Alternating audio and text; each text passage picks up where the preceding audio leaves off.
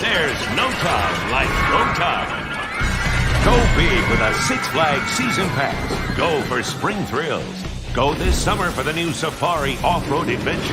Go for a season pass and get free tickets. Buy 4, get a free season parking pass. That's free parking. Or for the best deal, buy a membership plan for just $6.39 a month at SixFlags.com. Go big. Go Six Flags Great Adventure. Now the world's largest theme park. Hey, boys. Now, you notice at the end of that, it has a little comment about being the world's largest theme park. There's a reason for that, so keep that in mind. We'll get back to that, but keep that in mind. There's a reason we aired that Six Flags commercial this time. Hello and welcome to episode number 13 of Some Great Adventures, a podcast where old friends who met and worked together at Six Flags Great Adventure in Jackson, New Jersey, chat about our time at the park. I am Steve Hicks, and as always, my co-hosts are Baboon 1. Chris Peluso. Uh-oh. We have frozen Andy Auletti. Oh, I'm also Baboon too. There he is. He's back. I'm back. What's up, Andy? Our podcast continues to be made possible by our awesome friends at the Shared Universe Podcast Studio. Look them up for any and all of your podcasting needs. We're also recording live via Facebook, and the video will be available on our Facebook page immediately. And the audio versions will be on all podcasting platforms this coming week. We got a comment too, Steve. We got do we? The comments are there. There we go. Nice. Thank you, Bill. Thank you. So Chris, you know, I gotta say, even though it took two guest hosts to fill in your spot last podcast, pretty big. Well, I gotta say, man, you know, we did explain that everything was okay with you, and even though we did, because of our joke about you no showing, no calling, you know, which it did seem like that's what you did originally, you know, the interwebs are full of theories about why you were missing, which shocked me. But they're all over the place, Peluso. You know? They're all over. How many written warnings did I get? I mean, we were going to give you one, you know, but Scott's a douche like I got more. Take it easy. So check this one out. Now, everyone, we at least, but most people know that you're a fantastic chef. An absolutely fantastic chef. But I have to tell you, Chris, I heard a rumor. All right? Oh. Mr. Peluso, is it true that last month you no called because you secretly changed your name to Babu and you opened up the Dream Cafe in North New Jersey? Oh, I wish. And it had a menu that was very varied and not initially liked. So some freaking joker came in and talked you into changing the menu to just Pakistani food. And that did not work out well for you. Nobody likes the franks and beans. So the rumor goes on that you were forced to shut down, and now your sorry ass is back here on this podcast with us. Is that true? Is that a true rumor? It's very close. It's very close. Initially, the Dream Cafe didn't take on. It wasn't because of the franks and beans, though. The chicken was a little stringy. The shrimp was a little stringy. I started getting some complaints. And then when I changed it to Pakistani, I realized I knew nothing of Pakistani food. So that didn't really go well either. So that's why I'm back here. Yes. All right, Babu. All right. Glad it happened, really. All right. There's a baboon picture up. Yes. Baboon won, man. Baboon won. All right, boys. Let's talk about something we don't normally talk about. Let's talk about some park news. So, Great Adventure just announced in the last 2 weeks that they're going to be paying a certain amount, and it's pretty freaking high, and it's actually for ride operators specifically, which kind of is pretty cool. How high do you think they announced they're going to be paying now for ride operators? Ooh, $1.50. That's what I would have thought. That's what I would have thought. I'll go 13. Lucky number $13 an hour. Andy? I know the answer. I cannot participate. $15. Oh, Andy, you're freezing up and you're digitizing.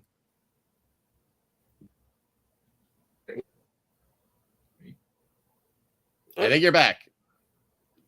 I'm back. You're back. The 8. And you're gone. You're back again, but you're like in that slow-mo motion thing where like we can see you and then you freeze and then you move and then you freeze. It froze on a nice smile there, though. It did. Actually, it was pretty good. Wait, shut off the video. He's gonna come out, come in. Any better? Yeah, there you go. Although I think you might have just froze again. Holy cow. I don't know what's going on with you, buddy. There you go. Well, I'll give you the answer. The answer is Great Adventure is paying up to $20 per hour. Whoa. $20 per hour for seasonal help. I'm gonna go get me a part-time job. Wow. This is pretty crazy. They specified it. Ride operators. Now, there's a little byline in here that I thought was kind of funny, though, but it makes sense. Ride operators during peak times will get up to $20 per hour. And we know that is nighttime with the nighttime differential, but it is up to $20 an hour. And then they go on to say security, lifeguards, and landscape range from 16 to 18 per hour for this new season. Wow. Now, when can I get an application? No shit, dude. I have several examples of when I went the extra mile. Let me tell you, I went back and I looked at my pay stuff when I did the evaluation when we first started this podcast. And let's not forget, I started in 85 at $3.70 an hour. And then in 97, when I left as a full-time supervisor, I was making $11 an hour. Wow. And then at the end of that season, when I was downsized from full-time, but I stayed in rides just to finish out the hayride. That was my back at my rides rate. You're back. Yay! You look like you're working, Andy. We got you again. Now you're working. I was at my rides rate, which was $9.50 an hour. So at no point in time did I ever come close to $20 an hour. I was a full timer. $4.25. I think that's what I started at. $4.25. I started night shift, baby. $6 an hour. I was like rolling the dough. Well, we're talking about what we started at, which we're talking like we're old men now. We're talking 30, 40 years ago. But day shift food service $4.25. I think. But Yeah, I think it's even day shift on the paddle could be $3.10 an hour. Something.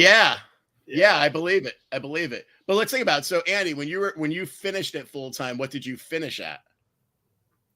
I mean, I don't know. Probably nowhere near there. Yeah, I mean, I finished a year before you, and I was 11. So you were probably higher than me, but probably not much more. But the dirty secret here that we found out last year when we were there. They'll give you $20 an hour, but they'll make you pay for everything to work. No joke. We were talking to a guy on the Jersey Devil, and Steve's like, "Hey, can we give you that jacket?" He's like, "Hell no, nothing. We gotta buy this stuff." It's true. Yeah.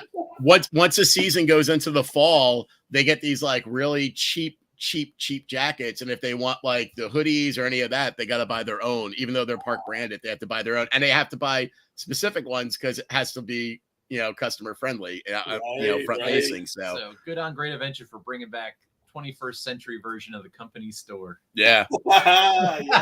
There's another byline in that as well that kind of shocked me, and maybe they've been doing this for a long time. I mean, I'm an old man. I don't know what the New Jersey hiring rules are anymore. Like we had to when we worked there and we were soups, but their team members are as low as 14 now. When I was there, I was a 15-year-old. And that was the youngest you could get hired in at the park. They're hiring 14-year-olds. Do you guys know? Has that been like a prevalent thing? Have they been doing that for a while?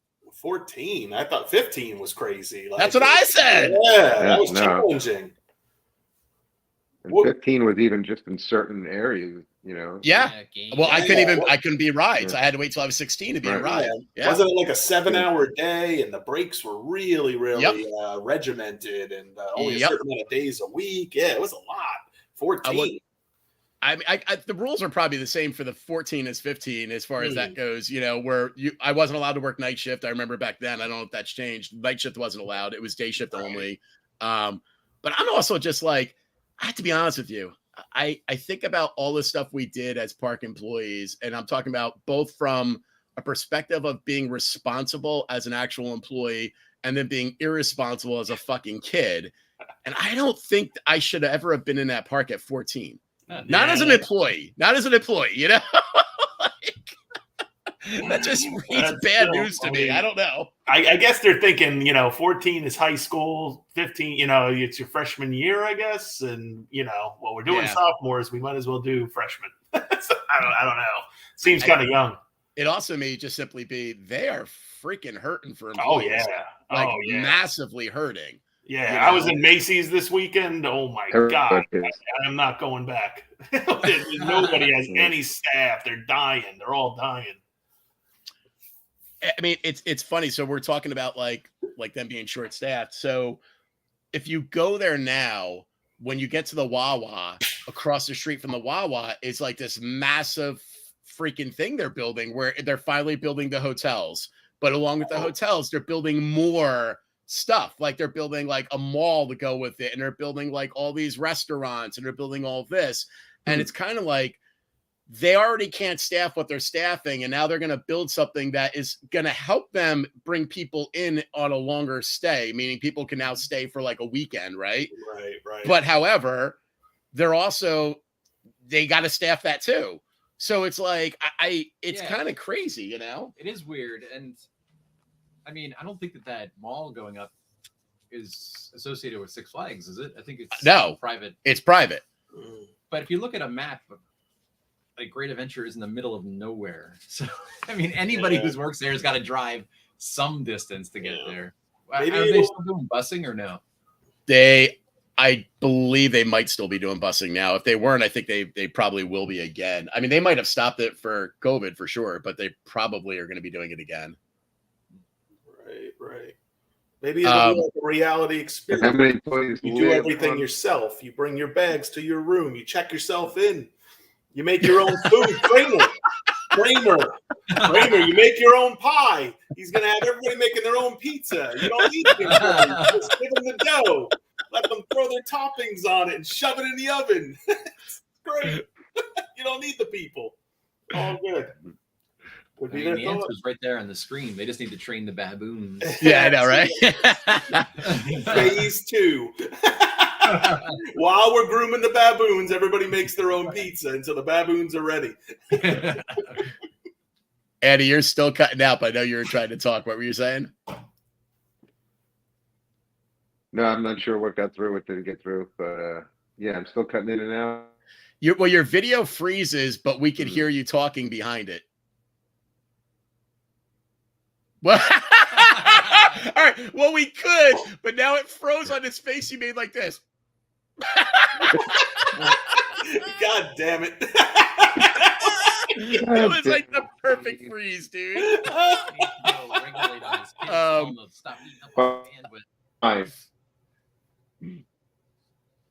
you trying to do audio only? That's not working either. No, that is working. I hear you perfectly clear. Not anymore.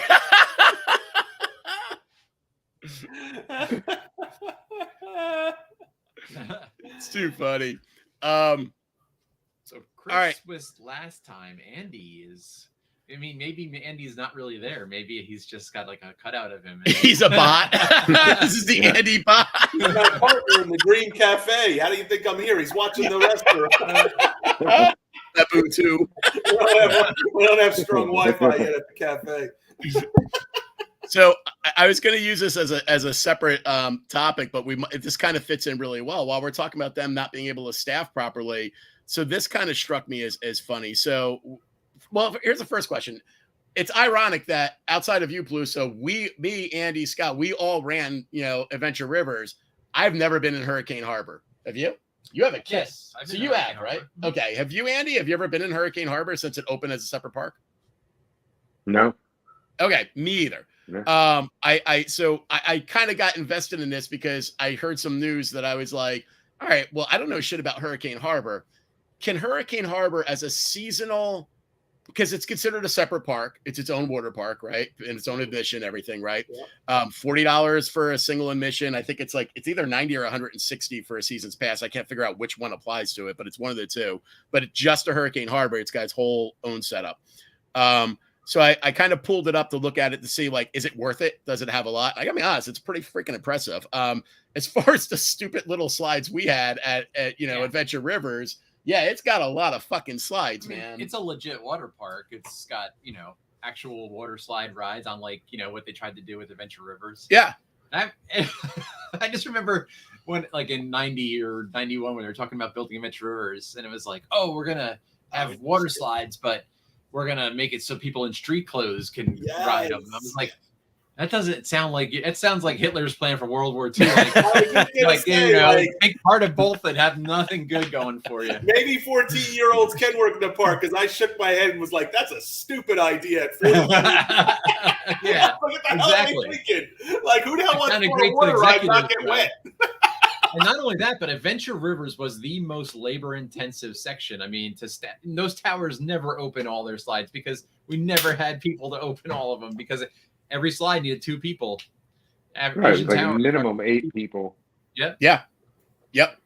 Well, so Andy, check this out. The Hurricane Harbor has basically 12 attractions. Okay, it has the tornado. That is one slide that goes into a massive funnel. So you get dropped into a funnel. That's kind of cool. Those are sweet. Yeah, I've seen. Pretty neat. Like has like a turd going down a toilet bowl. Yeah, I was gonna say one place calls it, I think, the flush or something like that. Well, exactly. That's exactly what it basically is. You got Hurricane Mountain, which is pretty impressive looking. It's 5 stories high. It's 4 tube slides. Okay, so like the Asian, and then it's got 2 turbo toboggans, which are just the flat slides. Kind of like the old, the old slides you used to get at the Keensburg with the sack and you just go down flat, but with water. Okay. That's pretty cool looking. It's got Cannonball, Wahine, and Jernami Falls, which are 2 tube slides and 1 flat toboggan that go down 75 feet. So that's a third. Then it's got the Big Wave Racer, which from what I can tell is 6 intertwined tubes that are 1,800 feet long.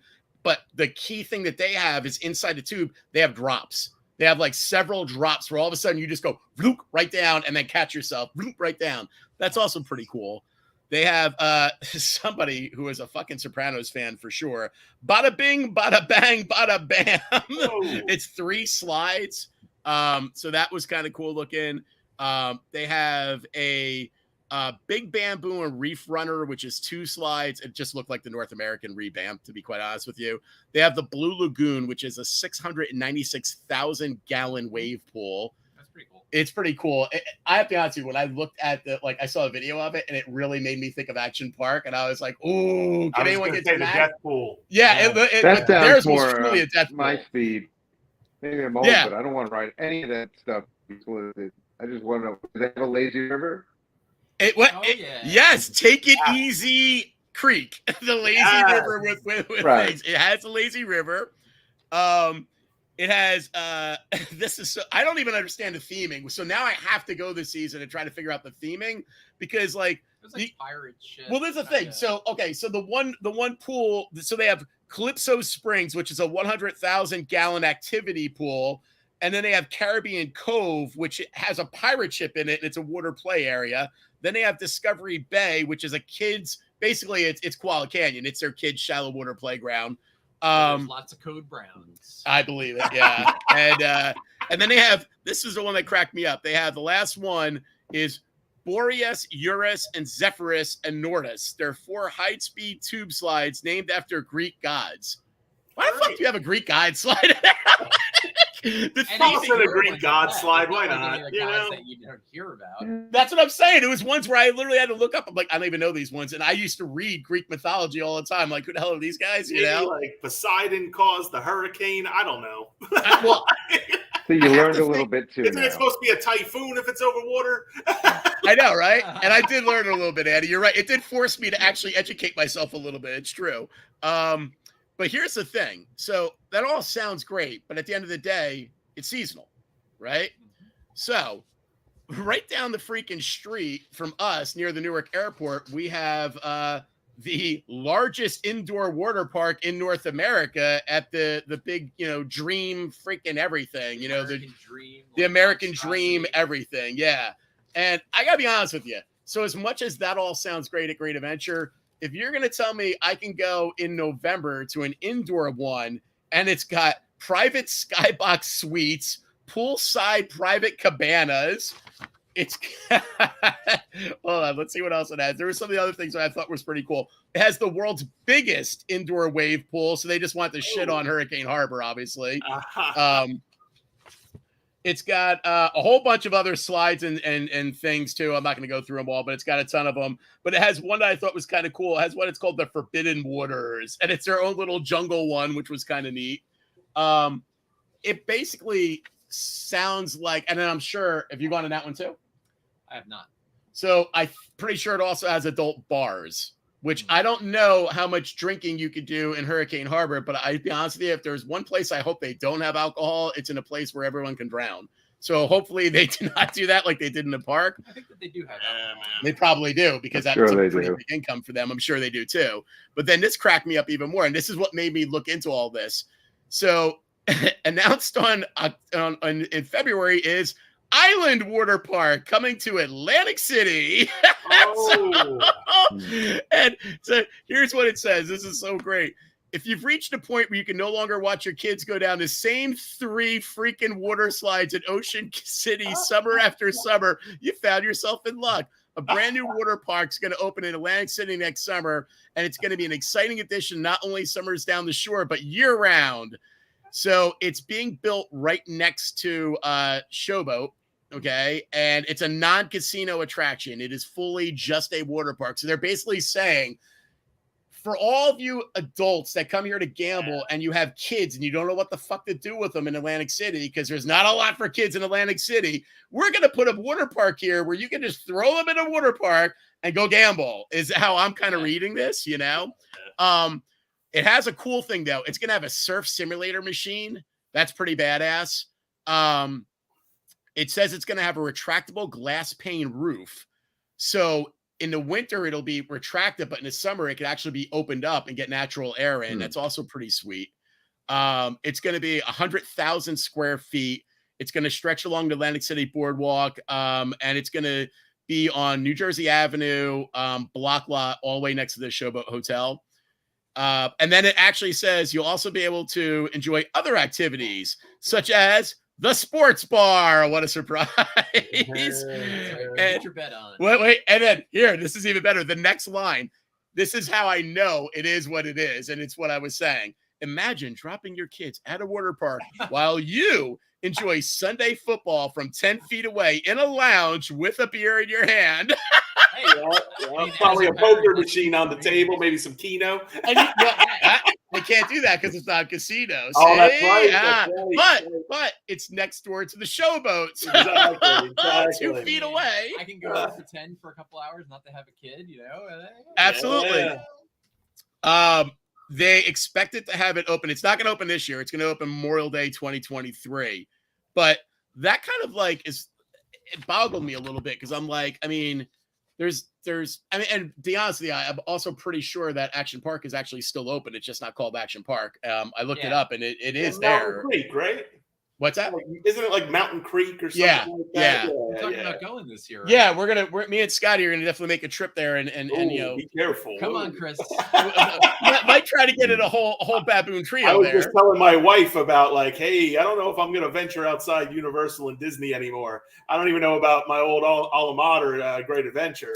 To be honest, like after that Orlando like accident I was reading about, if you're gonna go to a scary place, that's the place to go. You may live, you may not. Yeah, I mean, let's be honest. We're going to go more for the ambiance. I don't know how many things I'm going to ride, because I'm pretty sure that even though they're safer, I don't really trust that. You know? I just hope they have those pipes still. Like before you get in the pipe, they got a garden hose and they wet you down with the ice cold water. Send you down. Dude, I have to be honest. After reading the book on it, which is written by the original owner's son, and then after seeing the whole Action Park, Hulu documentary, which was fantastic. It was great. I have it so in my head on what rides they had. I just want to go back and see like what is left, and how much of it is kind of even similar to what it was. You know what I mean? Well, so got rid of all the unsafe. It's funny down here because I don't live. We hear you, Andy. Nope, we heard you, Andy. It's exactly true.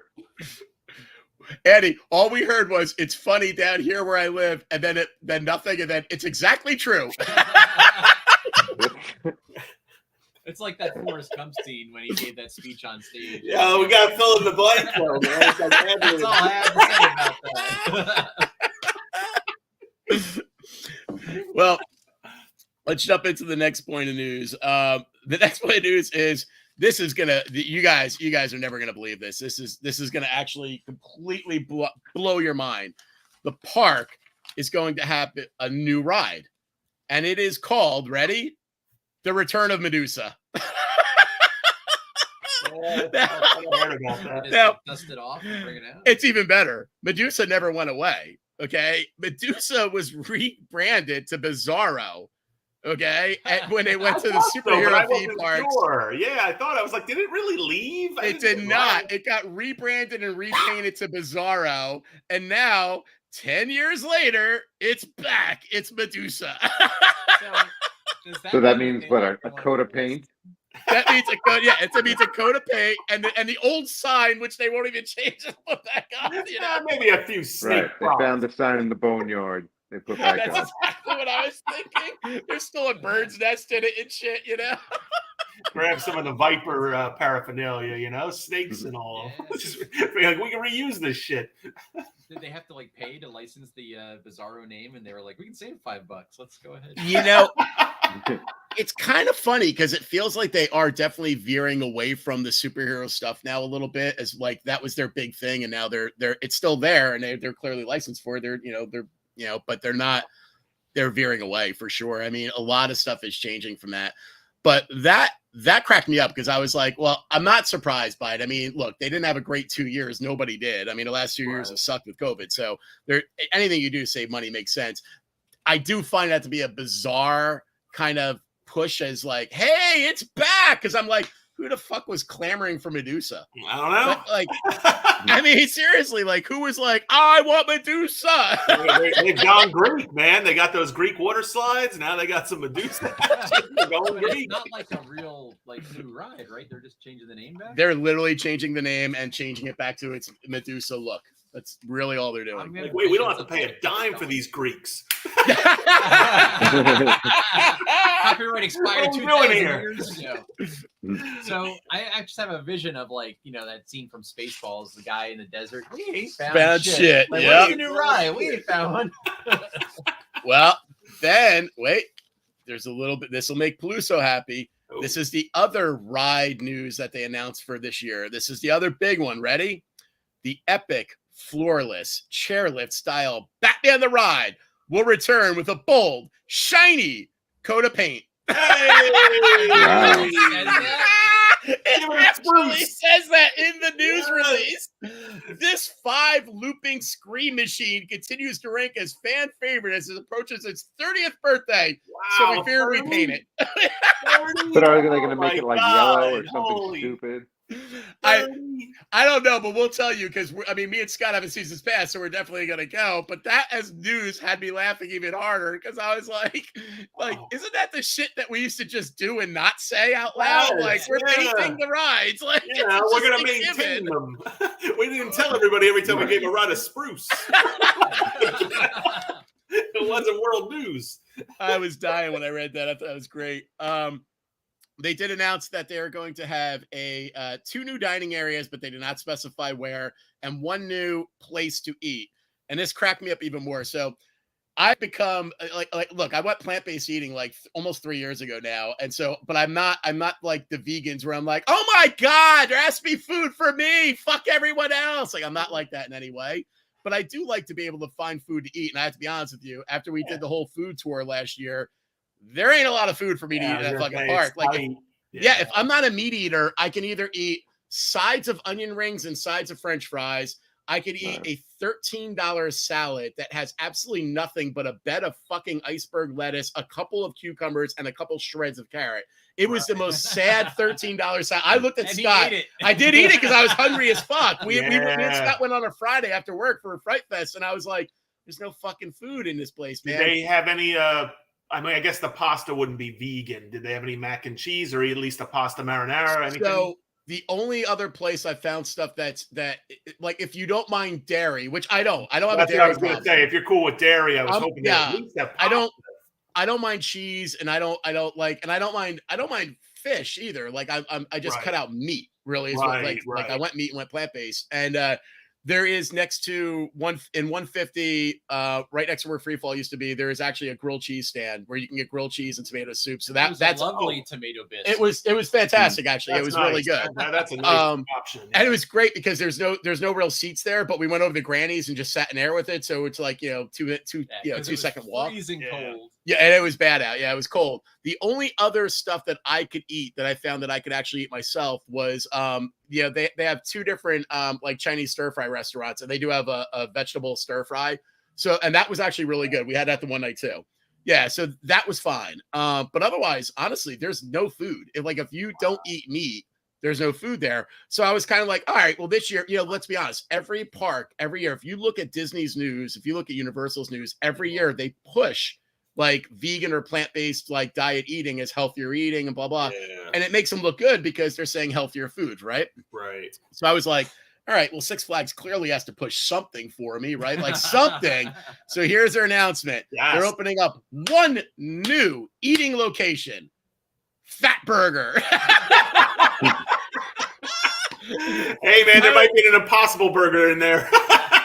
I don't believe Fat Burger does, but I was laughing when I saw it because I was like, well, why don't they just fucking go local and put a Five Guys in there? Because, I mean, they don't have any plant-based shit either. Just, eat their french fries, eat them big bag of french fries, I was dying. I was like, well, that doesn't help me any. But for the meat eaters, they got a Fat Burger, so that's kind of cool. I mean, before I stopped eating meat, I love me a Fat Burger. I'm not going to lie.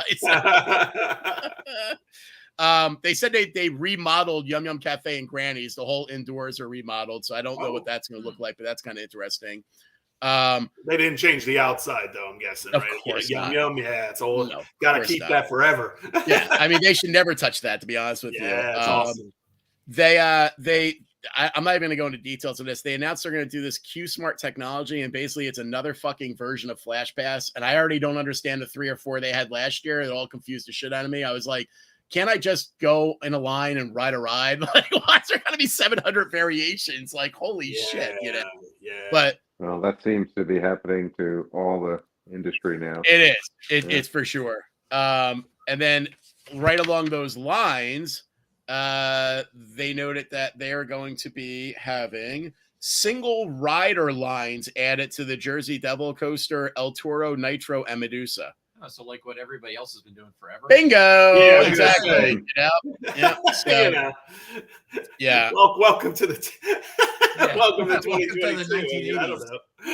It's been around for like 30 years. And then one of the other pieces of news they had is that this threw me off anyway. So they took and got rid of our BBL and they put a tiny BBL right where Lost Parents is. Yep. And they put another mini BBL right over where Adventure Rivers was. Okay. So it's basically right there where the Irrawaddy Riptide was. Okay. Where the Hydro Flume was. They changed. We know that because the stage is. And we know that because the Wiggle stage is the actual stage of the Riptide. So we know that is it. So, but the weird thing is, even though when they created the safari as a joint thing with the park, and they made it where you could only get on the safari over near the Great Arena. That's where you basically buy your ticket and you get on a safari tram and they drive you through the safari. Okay. But for some reason, they didn't make the kiddie area right near them next to Lost Parents, Safari Kids.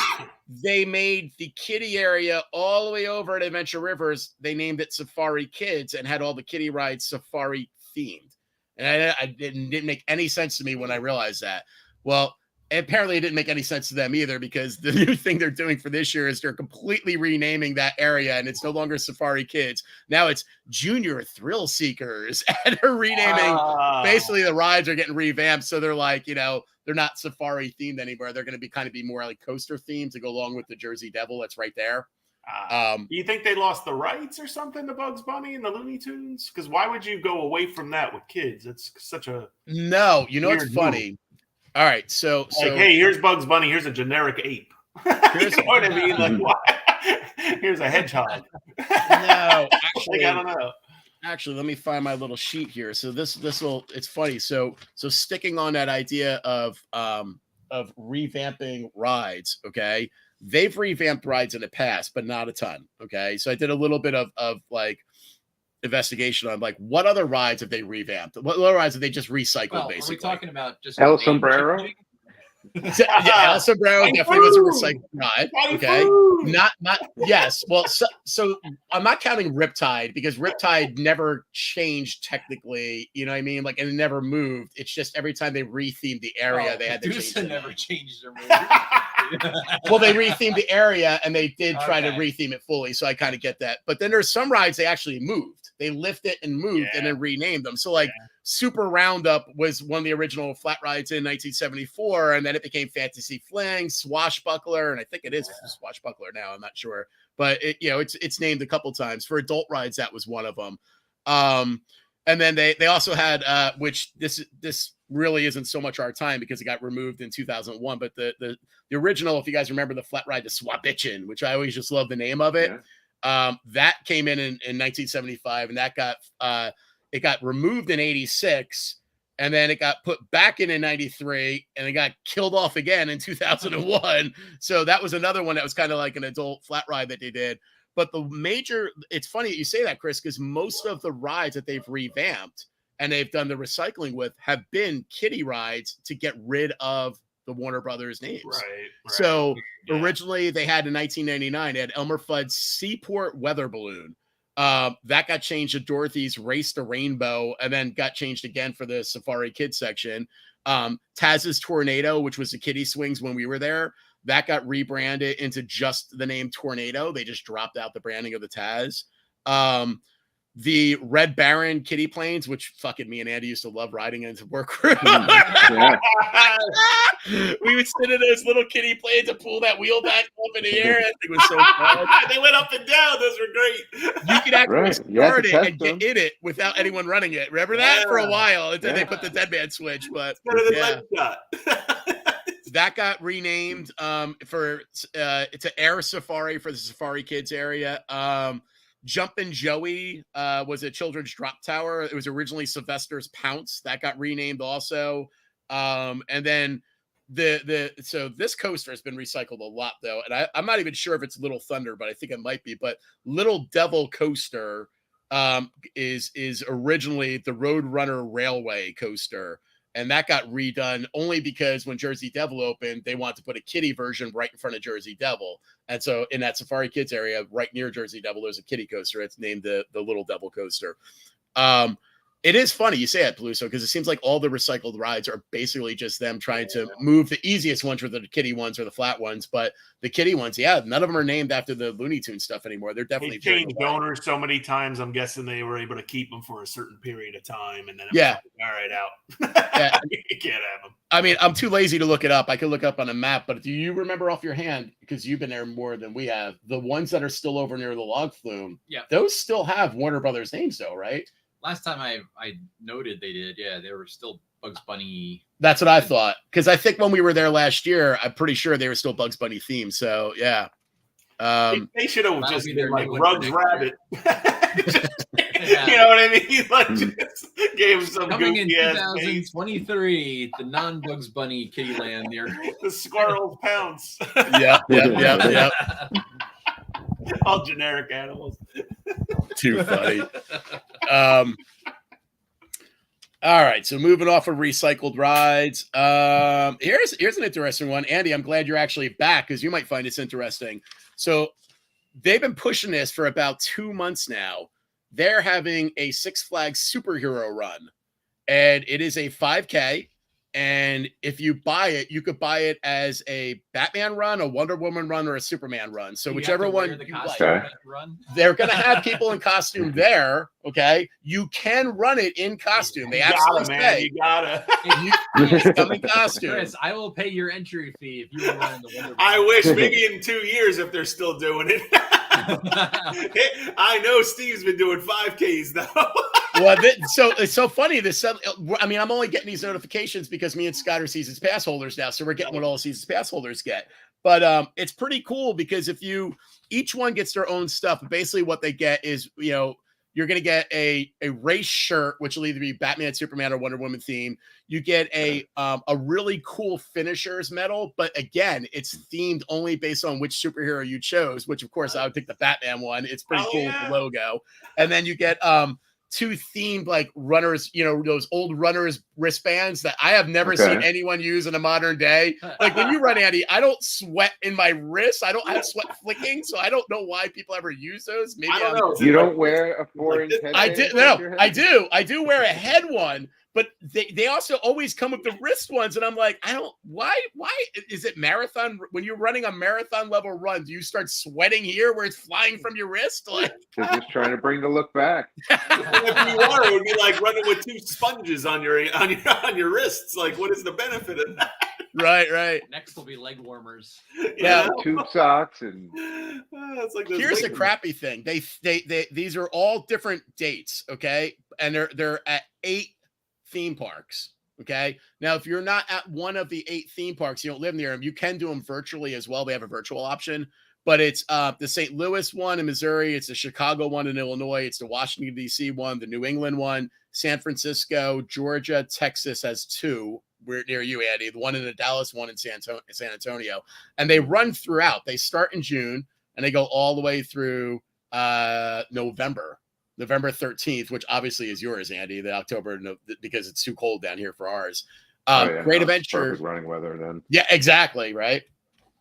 Were you trying to say something or were you just I was touching just pointing out, like Chris said, the other Chris. Oh, 2 Taluki options said coming your way. Yeah, Taluki said Fatburger is a veggie option. Woohoo! A little love. Yeah, and Taluki, shit, man, 30 years. What the hell happened? So it's funny. I was like, for a few minutes, I was like, why the fuck doesn't Great Adventure have one? Because I know I've been at a 5K at Great Adventure before. And I'm like, why don't they? And then I remembered Great Adventure does do one. I think the reason maybe why they're not doing this is because they've done, and I have to go back and look how many years back this is. This has been easily over 20 years they've been doing this. They do the Susan G. Komen for cancer one, the breast cancer one. Nice. And they've been doing that one for, I mean, I want to say it's been well over 20 years. And it's funny because the reason it was clicking in my head is because I worked it. So they get sponsors in, and I work for Aetna, and Aetna was one of the sponsors. So one year I had to go to the park, and they do it out in the parking lot, and then Were the you run. the one who they had giving the breast examinations? No. I was the one that did not want to go to jail like you. Okay, no. They had all of us came in and we had to give out like health themed items. So we were giving out water bottles and it's weird enough, Andy, it was wristbands. I don't know why. Now, They're in high demand. We were They're just giving out like now. Aetna themed water bottles and stuff, but it was pretty cool. But I think that's why our park isn't doing it. But we could do it virtually if we want it. But so here's a question for you guys. I already know what Chris is going to say, but it's got, if we were all living near each other still in Jersey, and this was one of our options, Great Adventure is one, would you guys do this? Do what? Would you go and do the 5K? Would you do a 5K this year? Would you do this superhero 5K? Would you pick one and actually go and do it? I do it for free, but I don't know if I would run and like pay to run. But it's I think it goes to a charity, just so you know.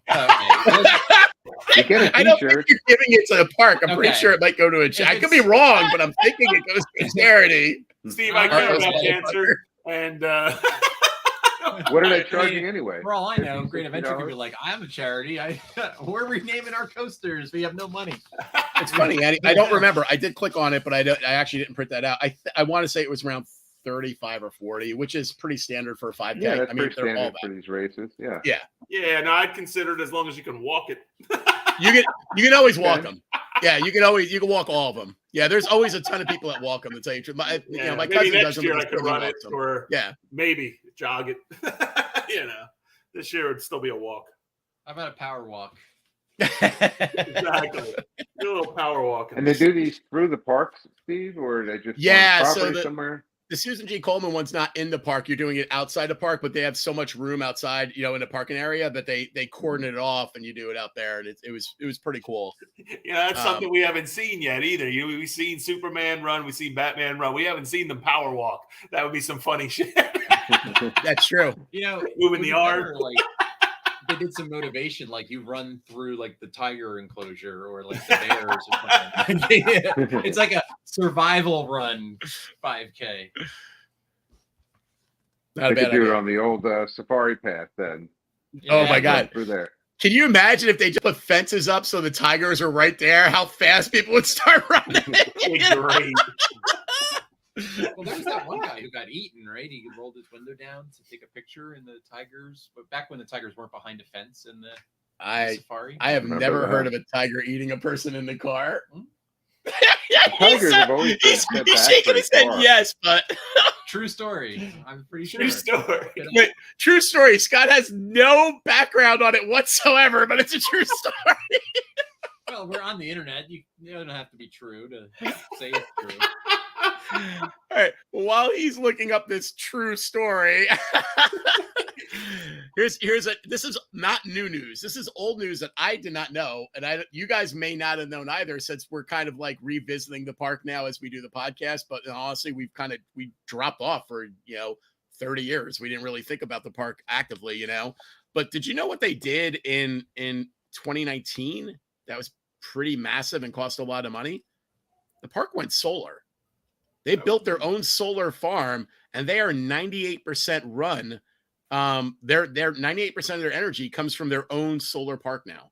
Wow. And it has. Wow. It's Where is the solar farm then? I don't know. It doesn't say it. Hold on. On Switlick property? It says, as thousands of thrill seekers at the top of Nitro roller coaster at Six Flags Great Adventure look on, they'll be able to make out a new site in the distance. Hundreds of solar panels nestled between thousands of acres of trees installed on canopies over thousands of parking spaces. So that must be when we pull into the parking lot. There's an area that's all canopied, and I never even noticed if it's panels. That must be the solar panel area then. So it must be where one of the overflow parking lots. They probably took over that. I thought it was pretty freaking cool, and I thought it was really neat because I did not know that. Yeah, it actually says here, the solar panels installed across 40 acres and 3 parking lots. So it's the overflow parking lots back where the old, remember the ballpark basically was, where we used to have, they had that massive ass fire pit that used to be able to fry the burgers on that was just in falling apart. I think it's back there. What kind of shocks me is that, so they have a power structure that's coming in that's running 98% of their power, but it's very clear they do not have batteries installed anywhere because they still have power failures. Yeah. They still can have power failures for rides. There can't be getting enough solar energy to run those rides. I would think that the next step for them to take logically, though, is that there are absolutely batteries you can install to store the energy. And I would think the next step would be take the major rides, not the flat rides. Who gives a fuck about the flat rides? But all the major rides, start figuring out a way to link those to batteries and give them their own fucking batteries, their own backup batteries. Well, I mean, the big selling point is the fact that you can generate solar power all year round. So they're they're not going to put enough panels in there to run all their attractions and stuff, or even some of them. They'll just offset their total yearly bill. Right, but that's not what I'm saying. If you install, so take your house for an example. If you install full solar in your entire house, you could pay the extra to have a backup battery put in, so that it basically acts as a generator. So when you lose power, that backup battery is going to kick in and run your house. True. There's no reason they can't buy the same type of similar backup batteries and then start installing them one by one on the major rides that they know are fucking nightmares when they break down. Well, you got a point there. What is that? How much does that cost? Yeah. I mean, well, I'm sure with COVID, they don't have any spare money going around since Medusa's back, But logically speaking, if they have a couple good years, that's stuff that they could start putting aside, as far as putting a fund aside to start doing it as a slow thing. That's one of those things that would take plans. You wouldn't do it all in one shot, but you do the first ride. And once you get that first ride done and you figure out how to get a proper backup battery that'll work in there just in times of need, then you can start putting that in other things. I'm just saying, I'm spitballing here. I don't know what the fuck they're doing. I'm not associated with Six Flags, but it makes sense to me that if you're going to go 98% solar, you got to have a plan to use that to your benefit. Let's be honest. What's their biggest safety problem they ever have if you're in rides? Power failures. Yeah. That's where you shit a brick. That's where you have to take people off of high areas that don't want to come off, and it's a little scary. If you figure out a way to solve that, you're a real step ahead of a lot of problems you have. I can see Great Adventure doing the VW engine just like they did at the Sky Rides. dude. Even Plus, if that, in the winter months, they must just sell all that power. Absolutely, that money's going back. Correct. They're going to generate profit off of that. Exactly. Just like anyone who has a house that only uses 50% of the solar panel, they actually get paid for it. That's how the park should probably run in the winter too. Although let's be honest, in the winter now they don't ever shut down, and they're using more power than ever on those fucking lights. So they're lights up. They need it for the Christmas lights. that might be where it all goes. It stores all year for those fucking Christmas lights. It is. I will say, the Christmas lights are impressive. I will say so. Nice. That just shocked me. Did you guys have any idea? Like, I had no fucking idea. No, I knew Disney. You drive past it at Disney, and they're shaped like Mickey heads, and it's really cool. But I had no idea that Great Adventure did that. Spent that money. Yeah, that's a lot of money. It is definitely a little crazy, man. That's cool though. That's cool. I like that they're still, modernizing things and still doing things and not just, I feel like when we were there, all they were really struggling to do was just create a new ride to get people to want to come back, paint the old rides, and stay staffed. I feel like there wasn't as much thought into like that type of stuff, like stuff that makes so much sense from a perspective of an operating plan to keep them going and making money throughout the year as being a seasonal park. So that's pretty damn smart of them, actually. Queenan said they did the employee lot, the canopy over the employee lot too. Well, that's very thoughtful. It keeps your car cool. Yeah, that is pretty cool. Little rain cover. Yeah. Yeah. All right, boys. Let's switch over to something else here. Let's switch over to the animals. Let's talk a little bit about animals here. About time. Baboon One's been. I know. I know. He's been waiting patiently. So it's funny. The safari is now opening earlier and closing later, than it ever has when we worked there. It's kind of crazy. Like the safari's already open. The safari opened 2 weeks ago. It's open on the 19th. Wow. It's literally already open.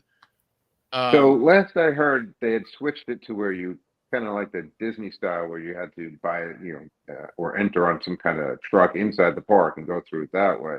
I was just going to ask, is it back to a truck? No. So here's what happened. They yes, they did that. They switched over the park, and give me a second, I can tell you when. It was in the commercial, that huge. Yeah, so that name is still there. The Safari Off-Road Adventure is still the name of what it is now. It used to be Six Flags Wild Safari. They officially closed the Six Flags Wild Safari in September of 2012, on September 30th. And they announced that when it reopens, it will be the Safari Off-Road Adventure, and you can no longer drive your own cars. And basically, what's going to happen is after 38 years and over 10 million guests, they're going to combine it into one park, and you have to go into the park, and over near the Great Arena, they have these off-road vehicles that seat 8 to 10 people, whatever. And you basically buy a ticket from there, and you're chauffeured through on the off-road vehicle, and there's no more guests driving through. The assumption, they never officially gave any official reason on why they did a switch over, but the assumption was, which even me and Scott were talking about earlier, was that, people were constantly opening their windows and feeding bad shit, throwing bad stuff out there, harming the hell out of the animals. So, and we saw that a lot. And then on top of it, people would open it up and, have the ostriches pecking at their faces and shit. So, and from a safety perspective, it made a little more sense too. But then what happened is, ironically, this little thing called COVID happened. So in 2013, they said, no more driving your own shit through. And then they realized in 2019, holy shit, we're really effed in the A right now because, we can't put anyone through these things. So, or we social distance, and you got 5 people on a vehicle. So they decided, hey, Medusa's back, and you can drive through the safari again. Yay! Yeah, perfect COVID attraction. Yeah. Yep. Yeah. We had a bunch of animals sitting around for 2 years doing nothing, getting lazy. Nobody going through. Yeah. Now here's the funniest thing though. So, when they combined everything, they originally combined it, and they were like, okay, so now, we're the second largest theme park outside of Disney's Animal Kingdom. We're the second largest theme park. Yay. And that was smart. Think about it. By combining it, because they were always separate parks, now they are allowed to say all this is one thing. We just went from whatever the fuck they were at the time, which was number 5 or 6, boom, we're number 2. We're number 2. We're number 2, We're not number 1 yet, but we're number 2. However, in 2019, they actually announced that they surpassed Disney, and whatchamacallit, they're 10 acres larger than Disney's Wild Animal Kingdom in Florida. So they add space. Like what? I don't know. Like, did they buy some swampland or something? Well, there's one thing you have to remember: they own so much undeveloped property. Yes. It's not funny. Like, Can you know, count that? we know that. I mean, So- but can you count that as being like part of the theme park for? Well, no. So here's what's happening now. So they're now, because they're back to allowing guests in there, that connection isn't there anymore. So now it's considered a separate theme park again. Okay. However, the actual safari preserve is now 10 acres larger than Disney's Animal Kingdom, making it the largest theme park attraction in the world. So they beat Disney by basically having a larger safari, if you think of it that way. Okay. And they announced this year, yes, they are absolutely going to allow you to drive your cars through still. It's still being considered separate, but you can drive your cars through. And that was because in 2020, because of COVID, like I said, that's when they did that kind of split there. The cool thing I think about that. So what do you guys think? Like, when you think of a safari, I always think about when I was a kid, if my mom and my aunt were looking for something to, have for us to do, that like just a quick thing, they'd be like, get in the car, and they would just drive us to safari. Yeah. And we would just go through the safari. So, yeah. in my mind, the best part about safari doesn't exist anymore. Back in the 70s, when there were no fences and animals were allowed to free roam.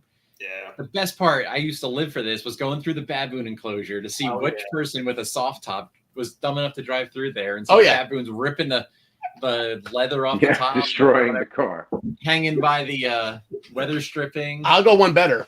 I'll always remember, I don't remember how old I was, but I was young, but I'll always remember our entire family pissing ourselves. My mom and my aunt, I swear they probably peed themselves like right in the car, because 2 baboons had ripped off antennas. Remember the old wire antennas on cars? They had ripped them off, and they were on top of a soft car, and they were stabbing the fucking car. They were stabbing the soft top and trying to pull it the fuck open. And I was like, they are smart as fuck, man. Primates don't know how to Oh use my tools. God. It was so funny. First, they were just whipping it, and then one of them stabbed it and realized, oh shit, I could tear this thing now. And they were like trying to put their fingers in it. It was so funny. We were just kind of pacing this car, and you can just see the panic in these people's faces, like, holy shit, the baboons are getting I in. remember the big sign: if you have a soft top, do not, go around. at your own risk, do not. Yeah, the monkey bypass road. Yep. The bypass road. Yes. Yeah.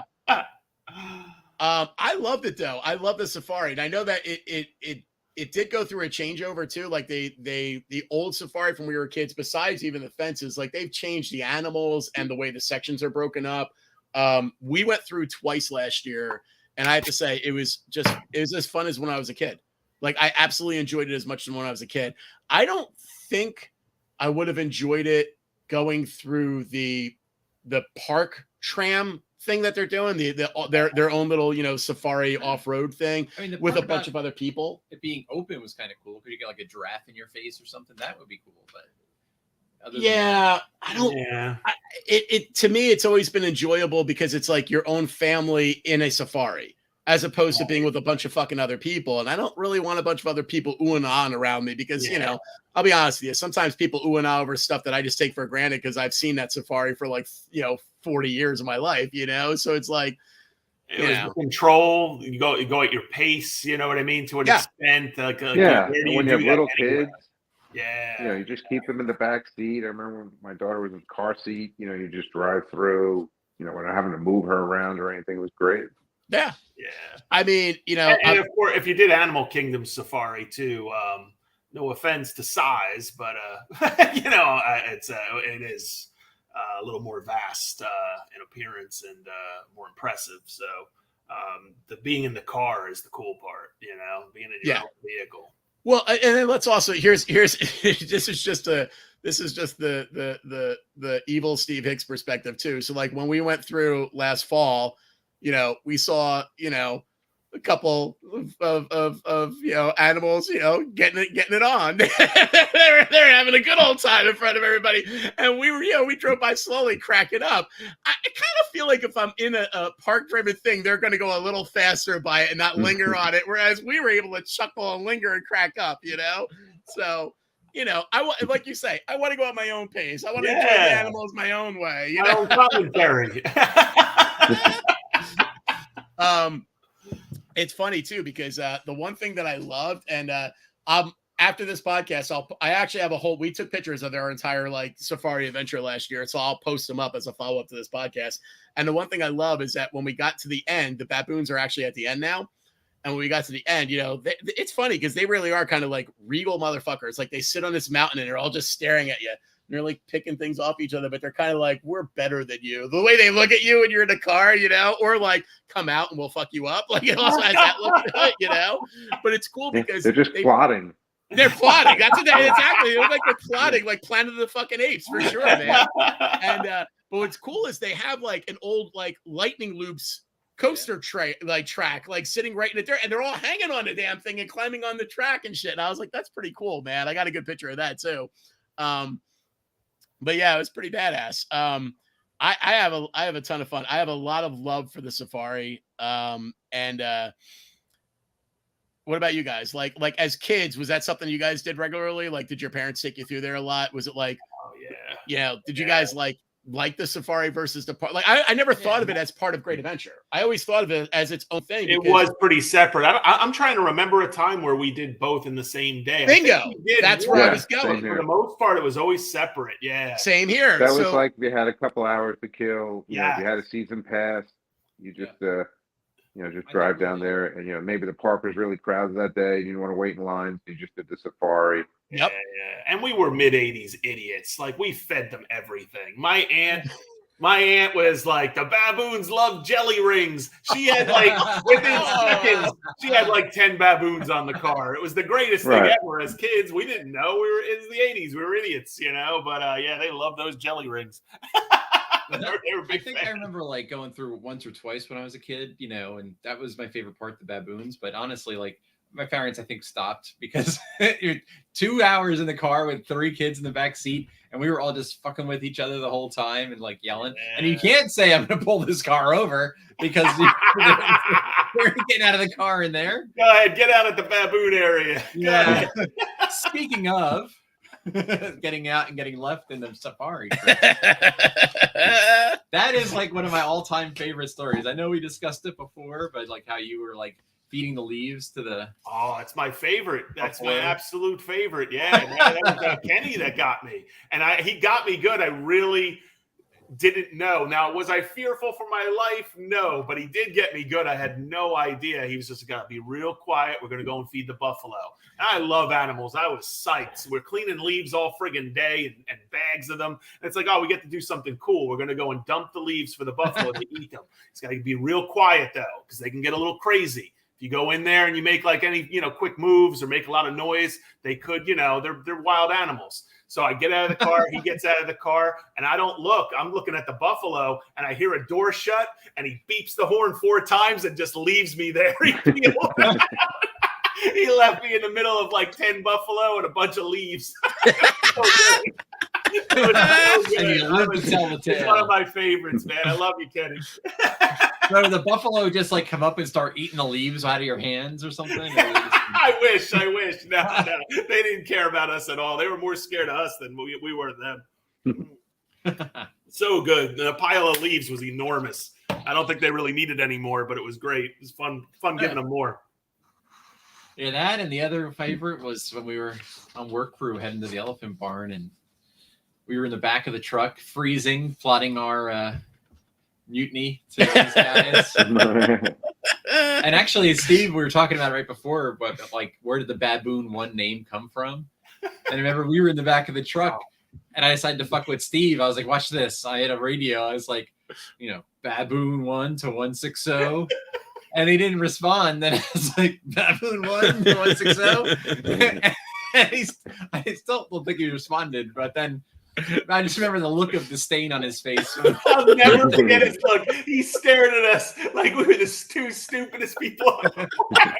It was the greatest, and we were giggling like morons. It was so good.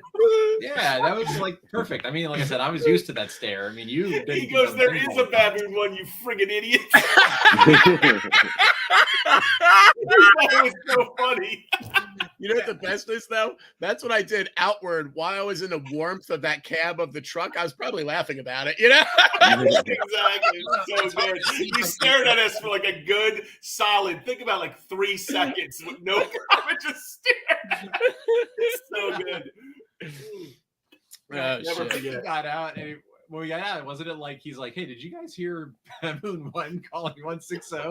And then we just started laughing. And that's when the distinct guy like came off on. Yeah, that sounds about right. That sounds So about good. right.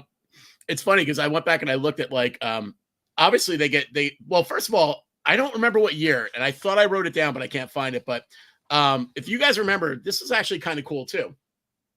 You guys remember for a certain amount of years, the park did not keep the animals at the park. Like the animals didn't stay there. Well, not all of them. Yeah, like very few stayed, and there were some that had to be shipped out, but they stopped that. The animals are all year round now, which I didn't realize. And I printed the article and I couldn't find it, so it drove me nuts. But I had an article where they said that like the year that they did that, and that's makes a lot more sense on why they can open now whenever the hell they want at this point, because the animals are always there at this point anyway. So really, if the weather is nice enough for them to come out, then let them out. And the other thing they do is that if so like they opened it in 2 weeks ago, but if there's certain animals that aren't, like right now it's fucking cold here, like it's ridiculous. It's been dropping down to 20 degrees like constantly, like even during the day at times. So they just don't let them out. So it's kind of cool. Like when you drive through, even when we drove through in the fall, there's some animals that are just not out because it's not weather permitting for them. Great Adventure doesn't make the animals buy their own jackets. Yeah, they probably do. They probably do. They probably make them buy them with fucking old Bugs too, Now they ask the people to feed them. Like, please feed the animals. You work for it, baboon. Yeah, the baboons have their own Bugs and shit, But some of those animals, like those Siberian tigers, they prefer the cold. And they get, they have to be put out all summer long in the heat. Yep. That's true. Year it actually works for them. You're right. I didn't pull a bunch of these up, but I thought it was really cool. I pulled up like if you just look up, like do a search for like Six Flags Great Adventure new animals. It's kind of cool because every year they get a whole bunch of freaking new animals, and some of them you're just like, really? Like that's in their safari. Like in 2020, their big animals were they got 2 cheetahs, bear and bow, which is pretty cool. They got 2 ferrets. I like they get a couple of gerbils to go with those ferrets. I'm like, isn't that just a pet for the animal trainer? It's like that's not something like I drove through and didn't see no ferret. Ferret from your car. Yeah, I know. That's why I was like, I don't think that's a real one. But they say they got 2 ferrets. They got a great horned owl. That's pretty cool. And then they got 2 other ones. I don't even know what the fuck they are. American kestrel. I don't know what that is. And a Patagonian Evie. I don't know what that is either.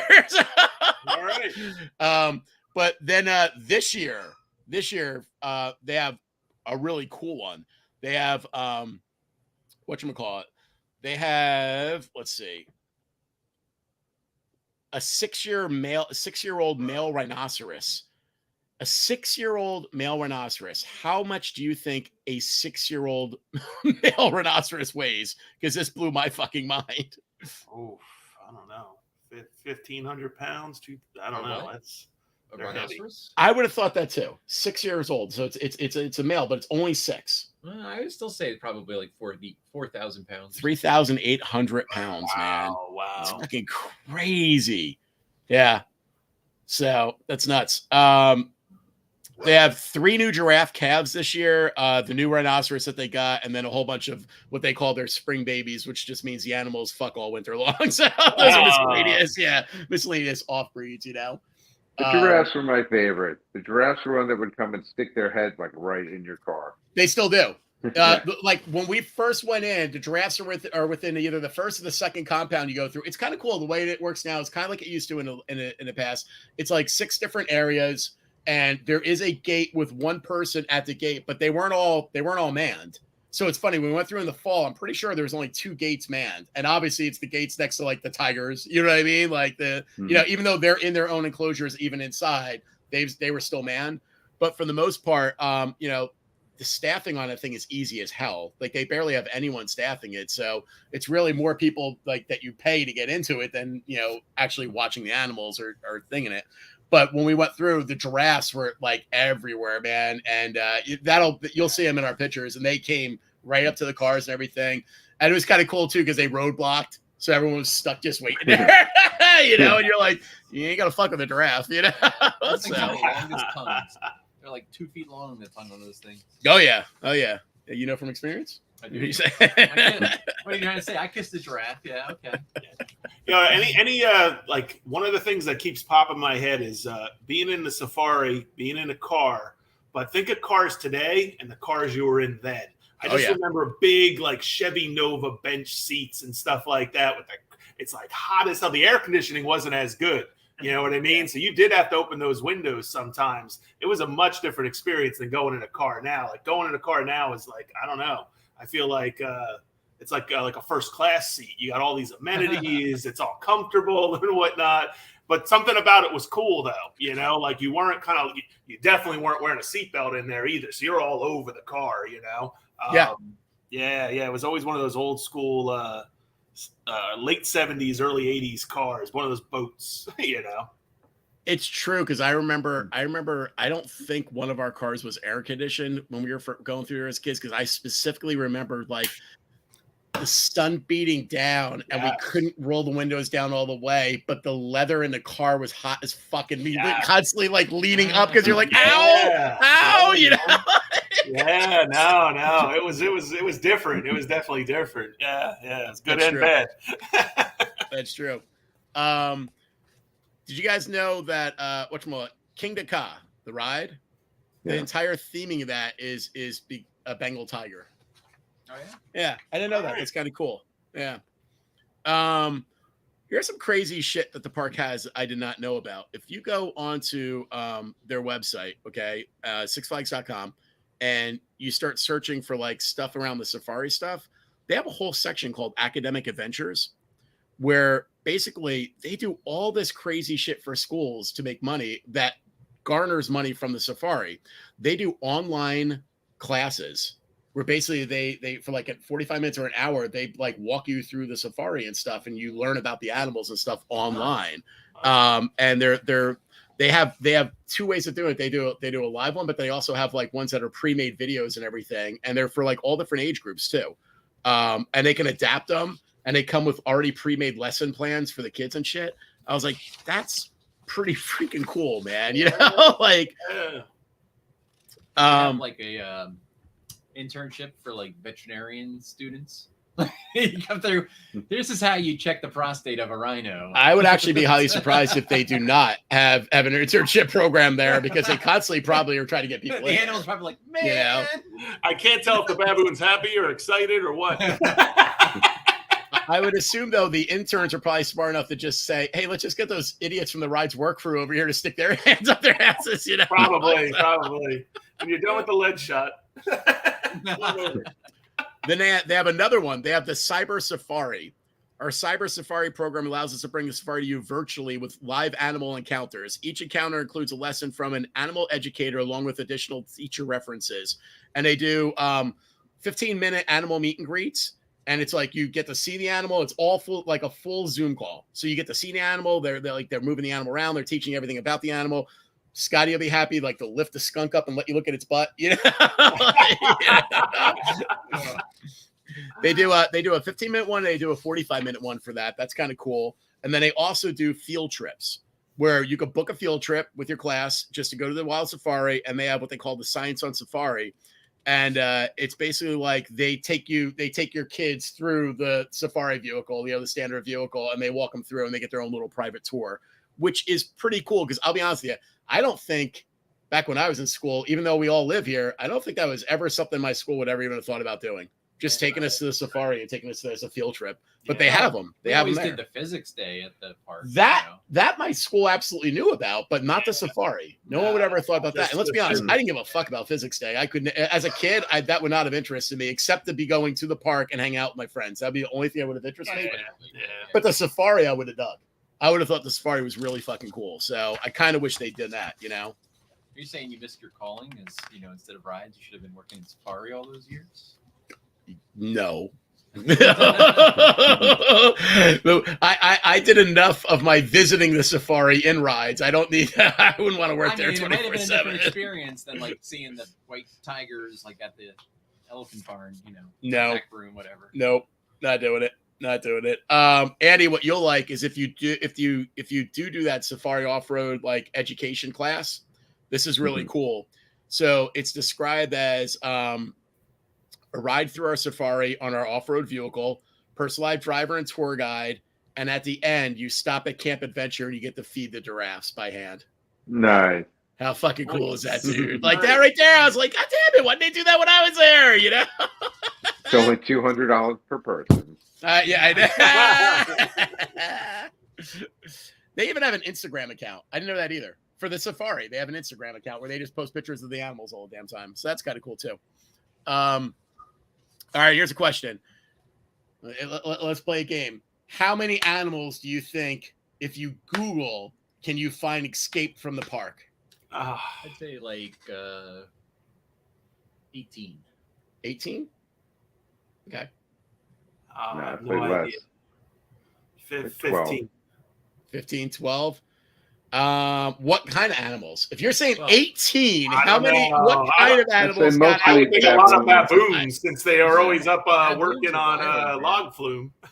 You know. All right. So baboons. Wait, we counting log flume baboons? No, they're in the park. They got in the park, so technically that's one place. So we're not counting them. Still in the park. My favorite escape story, though, which I don't think ended up being ours, was somebody was like, a tiger's loose in Jackson, and I was like, yeah, the tiger lady. Shit. You think it's ours? I was like, wait, what color is it? They're like, white. I'm like, shit. Like, who the hell has a white tiger other than us at the time? We were doing the commercials and everything, but yeah, I think it was the tiger lady. Ironically, all right, we'll stick with how many got out first. How many actually got out first? If you Google search, I can only find one. Oh. 2011, and I'm sure there's more, but I cannot find any, and I really tried hard. In 2011, one baboon got out, and shit you not, that baboon made it all the way to where me and Scott are right now. That baboon made it all the way to Howell. Next to you. Well, think about it. If the baboon traveled in the woods along 195, it could make it all the way to goddamn Howell. That's what it did. Now, did it escape, or did somebody let it in their car and just drive it back? Exactly, man. That would be hysterical, dude. If someone let it in their car. That is the last thing I would want, is a baboon in the car with me. That thing would be like freaking going crazy. Go in the window, man, with one of those partitions and just open the window, let the baboons in and drive out. A great way of stealing baboons. It made it to a farm, to Hosey Hay and Straw Farm on Fairfield Road in Howell, which is 20 miles from the park. And the guy that owns it, he actually said, he goes, the poor thing was more afraid of me than I was of it. It just ran in the barn the second it saw me. It was just hiding in there.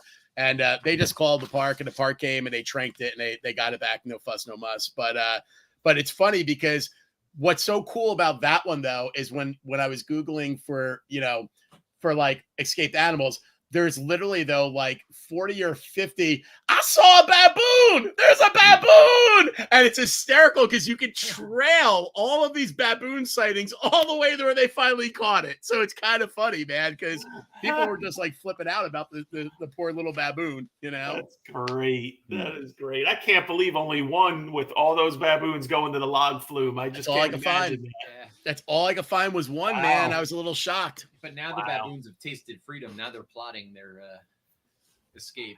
Yeah, I know, right? They're biding their time. They're in no rush.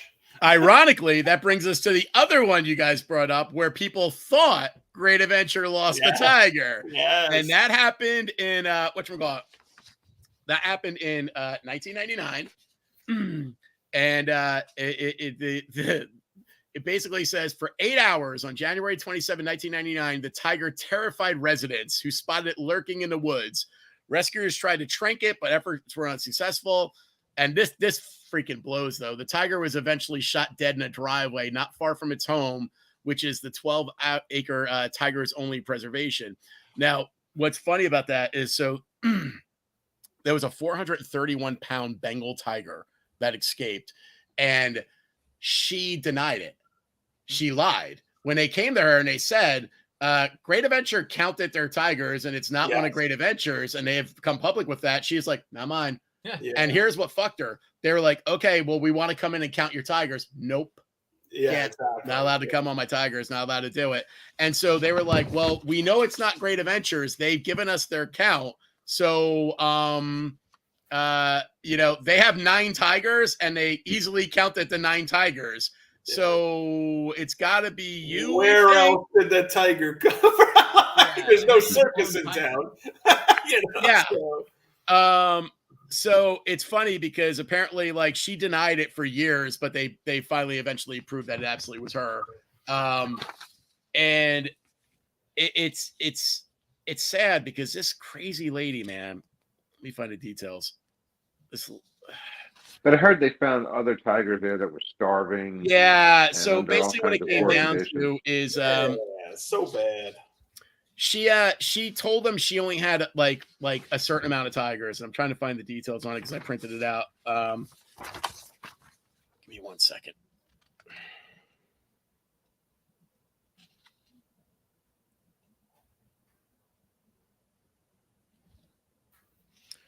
So she basically told them she had something like 6 or 7 tigers, right? And there we go. Yeah, I think she didn't even know how many tigers she had on her property at that point. I was just going to say she probably had a shitty inventory. That was probably part of the reason why she didn't want to let them count. She knew it was hers.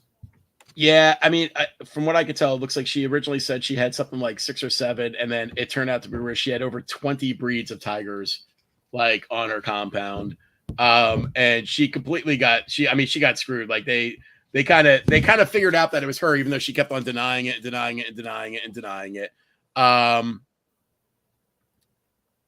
She had 24 Bengal tigers.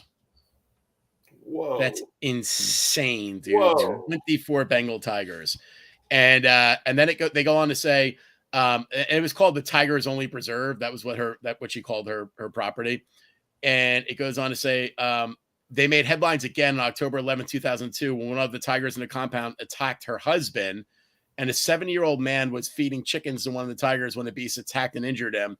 He was hospitalized for 10 days, suffered no permanent injuries. And one of his friends said, if that animal really wanted to hurt him, he'd be dead. There's no way that scrawny little 7-year-old guy would have gotten away from it while he was feeding it. So, it's sad, man. Like, her whole story is sad though, because she's one of those like crazy cat hoarders, you know what I mean? Like, but with Bengal cats, and basically, cats. Yeah, except she had the big ones, and basically she lost her battle with them, and they ended up shutting her down. And everything one that she had, all of them got sent to right near you, Andy. San Antonio, Texas is where they all end up going. And they basically, the last of them died in January 2019. The last of her tigers that got sent there died in 2019. But it's sad. It's really sad. Yeah, she should have never had him in the first place. Now, on the good side, Great Adventure didn't lose any tigers. So. Exactly. When I heard it was white, though, I was like, come on. Who the hell else has a white tiger? Right.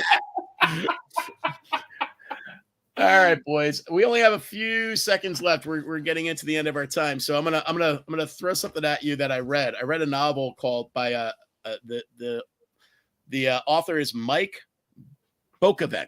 It's Bockoven, and he wrote a book called Fantastic Land.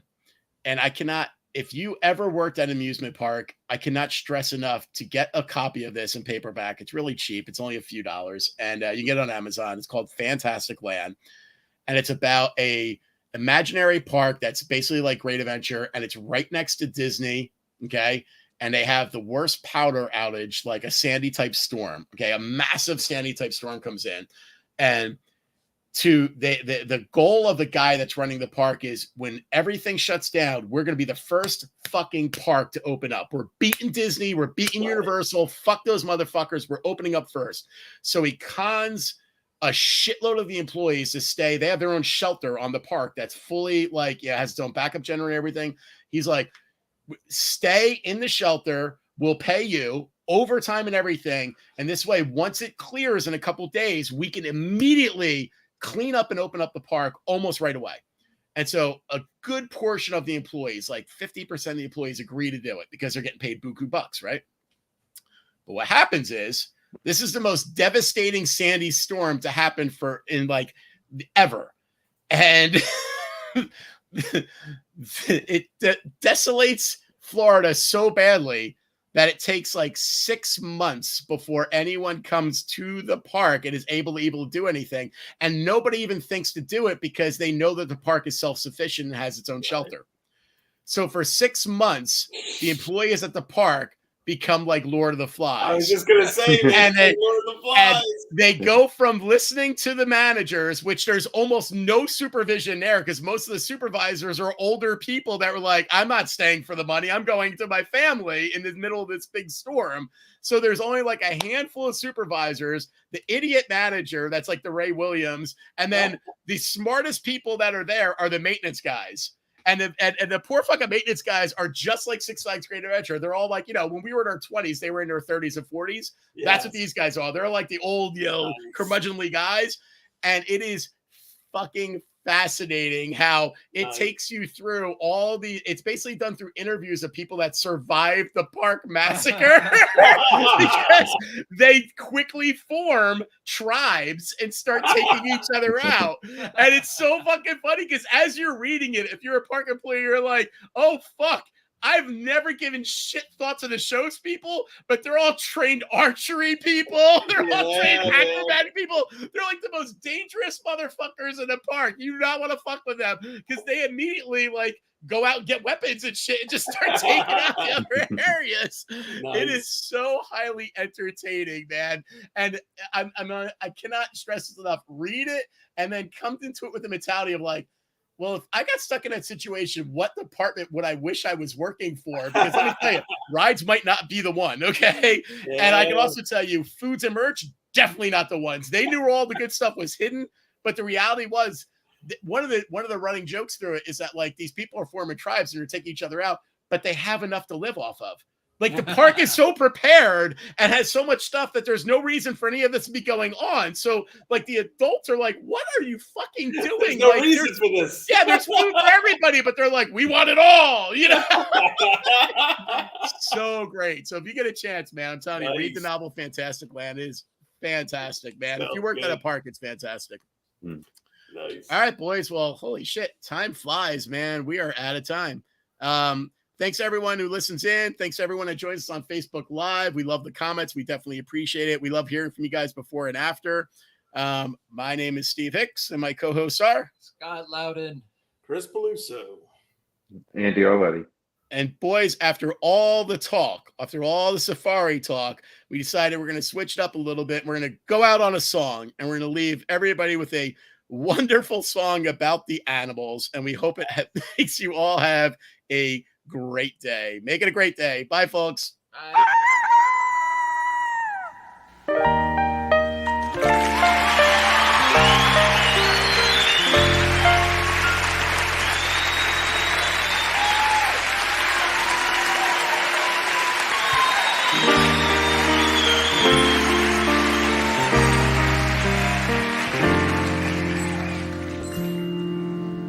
A rooster says good morning with a cock-a-doodle-doo.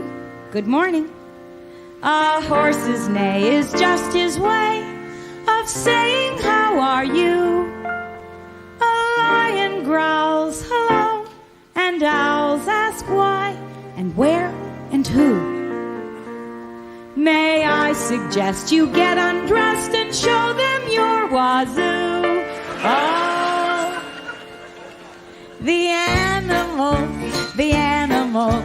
Let's talk dirty to the animals. Fuck you, Mr. Bunny. Eat shit, Mr. Bear. If they don't love it, they can shove it. Frankly, I don't care. The animals, the animals. Let's talk dirty to the animals of yours. Mr. Hippo, piss off, Mr. Fox. Go tell a chicken, suck my dick and give him chicken pox. Oh, the animals, the animals. Let's talk dirty to the animals, from birds in the treetops